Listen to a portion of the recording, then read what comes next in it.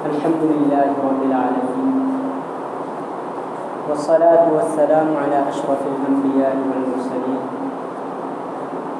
محمد وآله وأصحابه أجمعين أما بعد فقد قال الله تبارك وتعالى في كلامه المجيد أعوذ بالله من الشيطان الرجيم بسم الله الرحمن الرحيم الحج أشهر معلومات فمن فرض فيهن الحج فلا رفث ولا فسوق ولا جدال في الحج. وقال في موسع آخر ولله على الناس حج البيت من استطاع إليه سبيلا ومن كفر فإن الله غني عن العالمين. صدق الله العظيم. وقال النبي صلى الله عليه وسلم من حج لله فلم يرفث ولم يفسق رجع كيوم ولدته أمه أو كما قال عليه الصلاة والسلام.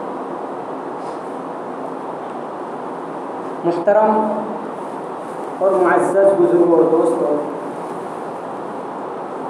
آج ذی القعدہ کی پہلی تاریخ ہے۔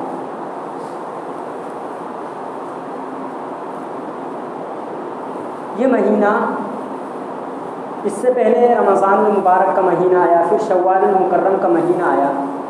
رمضان المبارک کے اندر جو عبادت خاص تھی وہ تھی ایک روزہ اور ایک تراویح۔ رمضان المبارک کے ختم ہوتے ہی جو مہینہ شروع ہوا شوال المکرم کا، تو وہ مہینہ تھا حج کا۔ یعنی قرآن کریم میں اللہ تبارک و تعالیٰ نے فرمایا الحج اشہر معلومات، کہ حج چند مہینے ہیں جو کہ متعین ہیں۔ وہ کون سے مہینے ہیں؟ تو پہلا مہینہ ہے شوال المکرم، اور دوسرا مہینہ ہے ذی القعدہ کا جو کہ آج سے شروع ہو چکا ہے، اور تیسرا ہے ذی الحجہ کے شروع کے 10 دن۔ یہ حج کے مہینے ہیں۔ کیا مطلب ہے یہ حج کے مہینے ہونے کا؟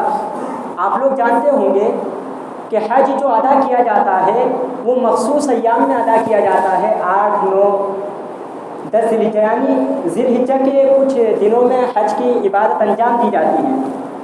پھر ان 3 مہینوں کے حج کے مہینے ہونے کا کیا مطلب ہے؟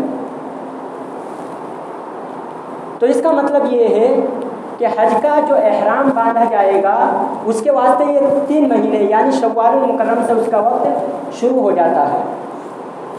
باقی جو دیگر ارکان ہیں وہ انہی مخصوص ایام میں ادا کرنے ہیں، لیکن حج چند مہینے ہونے کا مطلب یہ ہے کہ شوال المکرم کے بعد سے ہم احرام باندھ سکتے ہیں۔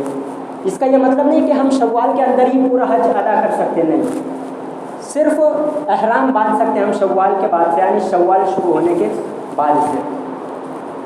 دیکھیے اللہ تبارک و تعالیٰ نے اپنے بندوں کے لیے عبادت کے جو طریقے مقرر کیے ہیں اور عبادت کے جو طریقے تجویز کیے ہیں، ان میں سے ہر طریقے کا اور ہر عبادت کے اندر ایک نرالی شان ہے۔ نماز کو لے لیجئے، نماز کی ایک الگ شان ہے۔ روزے کو لے لیجئے، روزے کی ایک الگ شان ہے۔ اسی طرح زکوٰۃ، اس کی بھی الگ شان ہے۔ اسی طرح حج، اس کی بھی ایک شان ہے۔ حج ایک عاشقانہ عبادت ہے۔ ہم سال بھر نمازیں پڑھتے ہیں، رمضان المبارک آتا ہے تو روزے بھی رکھتے ہیں، اور زکوٰۃ جن پر واجب وہ زکوٰۃ بھی ادا کرتے ہیں، لیکن ان عبادتوں کے اندر دیوانگی نہیں پائی جاتی، اللہ کی محبت کا اظہار نہیں پایا جاتا۔ لیکن حج ایک ایسی عبادت ہے کہ اس کے اندر سراسر اللہ کی محبت کا اظہار ہوتا ہے، سراسر دیوانگی پائی جاتی ہے، اللہ کی محبت میں دیوانہ پن۔ آپ لوگوں کو معلوم ہوگا کہ حج میں سب سے پہلے جو کیا جاتا ہے وہ احرام سے حج کی ابتدا ہوتی ہے۔ اب دیکھو آدمی سلے ہوئے کپڑے پہنتا ہے، اچھے خاصے کپڑے پہنتا ہے، لیکن جب وہ حج کے لیے گیا تو سلے ہوئے کپڑے پہننا اس کے لیے کیا ہو گیا؟ منع ہو گیا، نہیں اب سلے ہوئے کپڑے نہیں پہن سکتے۔ یہیں سے اللہ کی محبت کا اظہار کیا ہو گیا؟ شروع ہو گیا کہ ہم کہاں جا رہے ہیں؟ اس احکم الحاکمین کے دربار پر جا رہے ہیں جو کہ دونوں جہاں کا کیا ہے؟ بادشاہ ہے۔ تو حج ایک عاشقانہ عبادت ہے، حج کی ایک الگ شان ہے۔ اگر ہم دیکھیں تو حج میں جتنے بھی اعمال ادا کیے جاتے ہیں وہ سب، اگر ہم عقل کے گھوڑے دوڑائیں، اگر ہم عقل کے حساب سے دیکھیں تو سب فضول نظر آتے ہیں، لیکن اللہ تبارک و تعالیٰ ہمیں ٹریننگ دیتے ہیں کہ عقل کا کوئی دخل نہیں ہے، جو میں نے کہہ دیا وہ تم کو کرنا ہے۔ اب وہاں جا کر کیا کرنا ہے؟ خانہ کعبہ کے ارد گرد چکر لگانا ہے۔ اب دیکھا جائے تو بھائی یہ کیا ہو رہا گھوم کر، کیا فائدہ اس میں؟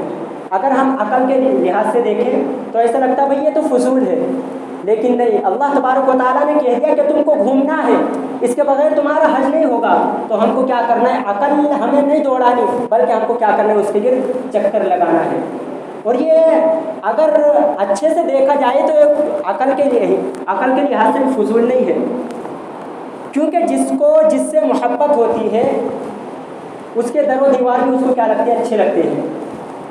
یہاں مجھے ایک مجنو کے نام سے جو مشہور ہے نا، لیلا مجنو، تو اس کا مجنو کا اصل نام ہے امرؤ القیس، اس کا شعر مجھے یاد آ رہا ہے۔ اس طرح سے کچھ الفاظ ہیں: امر من الدیار دیار لیلا اقبل ذا الجدار وذا الجدار وما حب الدیار شغفنا قلبی ولكن حب من سکن الدیار۔ اس طرح کے کچھ الفاظ ہیں۔ مجنو جو تھا وہ اس کی لیلا کا جو گھر تھا تو اس کے ارد گرد چکر لگاتا تھا، کبھی ادھر گھوم رہا کبھی ادھر، اس کے گھر کے ارد گرد گھومتا رہتا تھا۔ تو اسی کو شعر میں بتا رہا ہے: اقبل ذا الجدار وذا الجدار، کبھی اس دیوار کو چھوم رہا کبھی اس دیوار کو چھوم رہا۔ آگے کیا کہتا ہے؟ وما حب الدیار شغفنا قلبی، کہ میں پاگل نہیں ہوں کہ در و دیوار کو چومتا پھر رہا ہوں، مجھے در و دیوار سے محبت نہیں ہے، ولیکن حب من سکن الدیار، محبت تو اس سے ہے جو اس گھر میں رہتا ہے۔ تو چونکہ اس گھر کی نسبت اس کے معشوق کی طرف تھی، اس لیے اس کے ارد گرد وہ چکر لگا رہا تھا۔ بالکل اسی طرح وہ کیا ہے؟ اس گھر کی نسبت اللہ تبارک و تعالیٰ کی طرف ہو گئی۔ اللہ تبارک و تعالیٰ نے فرما دیا یہ میرا گھر ہے، تو اب ہم کو چھو چرا کرنے کی اجازت نہیں ہے، ہم کو کیوں بولنے کی اجازت نہیں ہے۔ اگر ہم کیوں بولتے ہیں تو ہم شیطان کی فہرست میں آ جاتے ہیں، کیونکہ شیطان نے بھی کیا کہا تھا جب حکم ہوا تھا اس جدو آدم کہ آدم علیہ السلام کو سجدہ کرو، تو شیطان نے کیا کہا تھا؟ خلقتنی من نار وخلقتہ من طین۔ اس طرح سے الفاظ ہے کہ اللہ تبارک و تعالیٰ نے مجھ کو جو پیدا کیا وہ آگ سے بنایا ہے، اور حضرت آدم علیہ السلام کو مٹی سے بنایا ہے، تو میں مٹی کے پتلے کی اس کے سامنے سجدہ کیوں کروں؟ تو ہم کو چھو چرا کرنے کی اجازت نہیں ہے۔ جس طرح اللہ تبارک و تعالیٰ نے ہم کو کہہ دیا کہ طواف کرنا ہے، خانہ کعبہ کے ارد گرد گھومنا ہے، تو ہم کو گھومنا ہے۔ اسی طرح صفا اور مروہ کے درمیان سعی کرنا، دوڑنا، یہ بھی اگر دیکھا جائے تو فضول معلوم ہوتا ہے، حالانکہ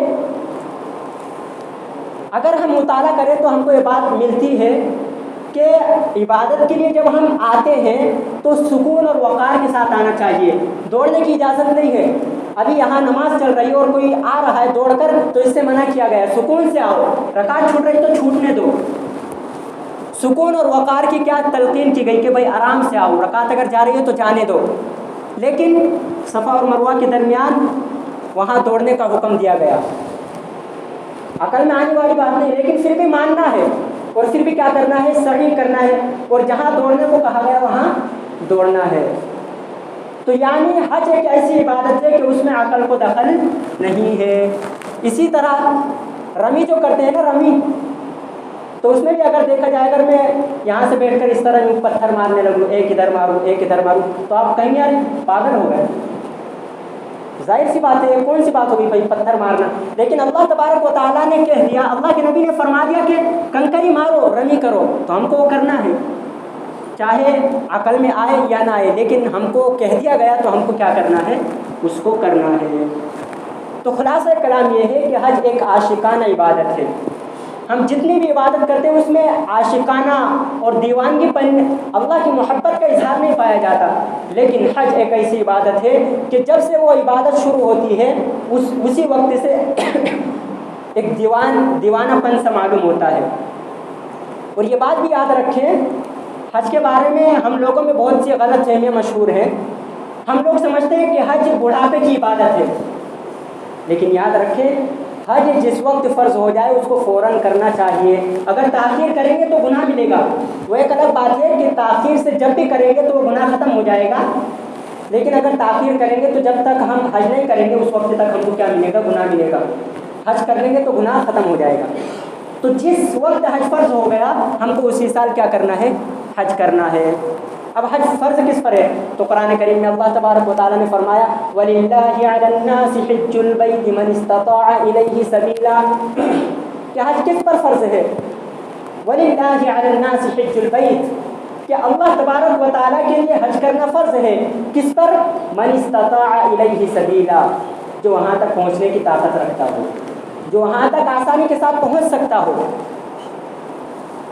یعنی اگر کسی آدمی کے پاس اتنا مال ہے کہ وہ حج کے لیے جا سکتا ہے اور آ بھی سکتا ہے, اور جتنے دن اس کو وہاں رہنا ہے اتنے دن وہاں رہنے کا اور کھانے پینے کا مکمل خرچہ اس کے پاس ہو, اسی طرح جتنے دن وہ حج پر رہے گا, جتنے دن اس کو آنے جانے میں لگیں گے, اتنے دن کا خرچہ پیچھے جو اس کے گھر والے ہیں ان کے گھر والوں کا اتنے دن کا خرچہ بھی اس کے پاس موجود ہو تو اس پر حج کرنا فرض ہے.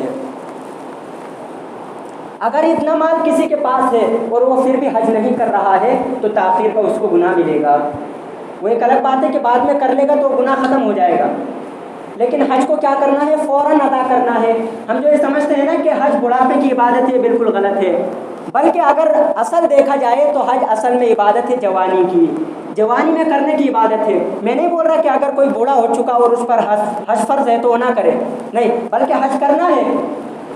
نہ کرنے سے اچھا بڑھاپے میں کرنا ہے, لیکن اصل یہ ہے کہ اس کو جوانی میں ادا کیا جائے, کیونکہ حج کے جو کچھ ارکان ہیں اس میں آدمی پریشان ہو جاتا.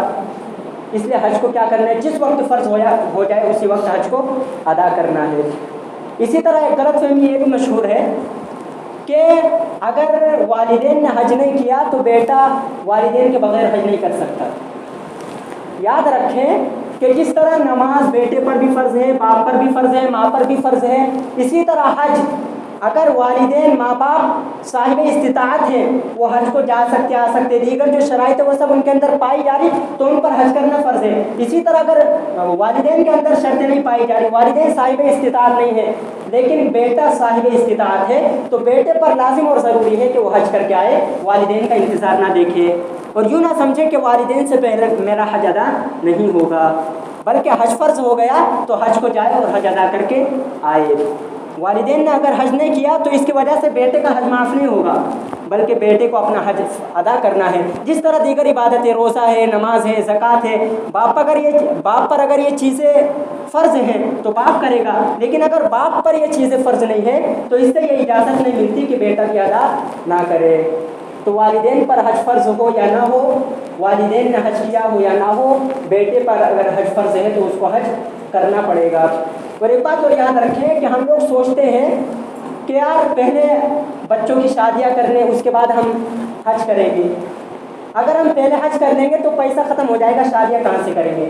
ایک بات یاد رکھیں کہ حج اور عمرے کی خاصیت یہ ہے کہ حج اور عمرے کی وجہ سے رزق میں برکت ہوتی ہے. حج اور عمرے کی وجہ سے کیا ہوتی ہے؟ رزق میں برکت ہوتی ہے. آپ نے ایسے لاکھوں واقعات سنے ہوں گے کہ حج کرنے کی وجہ سے آدمی کیا ہو گیا؟ مالدار ہو گیا. یہ کبھی نہیں سنا ہوگا کہ آدمی حج پر گیا اس کی وجہ سے وہ مفلس بن گیا اور فقیر بن گیا. نہیں, ایسا نہیں. بلکہ کبھی ایسا ہوتا ہے کہ آدمی پر حج فرض ہو جاتا ہے, وہ مالدار ہوتا ہے, لیکن حج نہ کرنے کی وجہ سے وہ کیا ہو جاتا ہے؟ غریب اور مفلس بن جاتا ہے. تو اس لیے اگر ہم پر حج فرض ہے تو ہم حج کو ادا کریں. اور ایک بات اور یاد رکھیں کہ اصل حج وہی کرتا ہے جس کے دل میں اللہ اور اس کے اللہ کی اور اس کے گھر کی محبت ہوتی ہے. آدمی کے پاس کتنا بھی پیسہ ہوگا, اس کے دل میں تمنا نہیں حج کی اور اللہ اور اس کے گھر سے محبت نہیں تو وہ نہیں جا پاتا, رکاوٹیں اس کے سامنے آ جاتی. لیکن اگر ایک آدمی غریب ہے اور اس کو تمنا ہے, اللہ اور اس کے گھر سے محبت ہے, وہ بار بار دعا کرتا ہے کہ اللہ مجھ کو اپنے گھر کی حاضری نصیب فرما, مجھے اپنے گھر کی زیارت عطا فرما, تو اللہ تبارک و تعالیٰ اس کے لیے اسباب پیدا فرما دیتے ہیں. تو ہم کیا رکھیں؟ اگر ہمارے پاس مال نہیں ہے تو ہم کم سے کم نیت تو رکھیں, تمنا تو رکھیں کہ انشاءاللہ میں حج کروں گا, اور ساتھ میں دعا بھی کرتے کرتے رہیں کہ اللہ مجھے حج کی توفیق عطا فرما، مجھے اپنے گھر تک پہنچانے کی استطاعت عطا فرما۔ اگر ہم انشاءاللہ تمنا رکھیں گے اور دعا بھی کرتے رہیں گے تو ہمارے لیے حج کرنا آسان ہوگا۔ تو سب تمنا کرتے ہیں نا، سب نیت کرتے ہیں نا کہ انشاءاللہ ہم بھی حج کریں گے، اسباب اللہ تبارک و تعالیٰ پیدا کریں گے۔ اللہ تبارک و تعالیٰ سے دعا ہے کہ کہنے سننے میں جو غلطی کوتاہی ہوئی ان کو معاف فرمائے، اور کہیں سنی باتوں پر سمجھ کر عمل کی توفیق عطا فرمائے۔ وآخر دعوانا الحمد للہ رب العالمین۔ جن احباب کی سنت باقی وہ سنت ادا